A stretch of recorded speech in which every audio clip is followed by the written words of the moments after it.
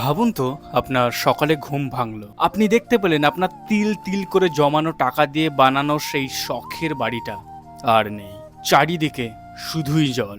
আজ এটাই আসামের হাজার হাজার পরিবারের বাস্তবতা। প্রতিবারের মতো এবারও আসামে ভয়াবহ বন্যা। প্রতিবারই আসামের এই ভয়ঙ্কর রূপটা আমাদের দেখতে হয়। সেই মানুষের আর্তনাদ, সেই মানুষের হাহাকার, সেই মানুষের সবকিছু জমিয়ে রাখা সঞ্চয় এক নিমেষের মধ্যে শেষ হয়ে যাওয়া। আমরা সবাই ত্রাণ দিই, সাহায্য করি। তো 2026 সালে দাঁড়িয়ে যদি আমরা একটি প্রশ্ন করি, শুধুই ত্রাণ দিলেই কি এই সমস্যার সমাধান করা যাবে? নেদারল্যান্ডসও একটা সময় ভয়াবহ বন্যার শিকার হতো। তারা সেটা সলিউশনের জন্য শুধুই বাঁধ বানায়নি, তারা রুম ফর দ্য রিভার নামে একটি পরিকল্পনা বানিয়েছিল। তারা নদীকে জোর করে আটকে না রেখে নদীর জলের জন্য বাড়তি জায়গা করে দিয়েছিল। তারই সঙ্গে এআই ভিত্তিক পূর্বাভাস, স্যাটেলাইট মনিটরিং, স্মার্ট সেন্সর আর আগাম সতর্কবার্তা ব্যবহার করে লাখ লাখ মানুষের জীবন বাঁচিয়েছে। অসমের ভৌগোলিক অবস্থান অনুযায়ী এটাকে হুবহু ব্যবহার করাটা সম্ভব হয় না, কিন্তু প্রযুক্তি এবং দীর্ঘমেয়াদী পরিকল্পনা থাকলে সেখান থেকে অবশ্যই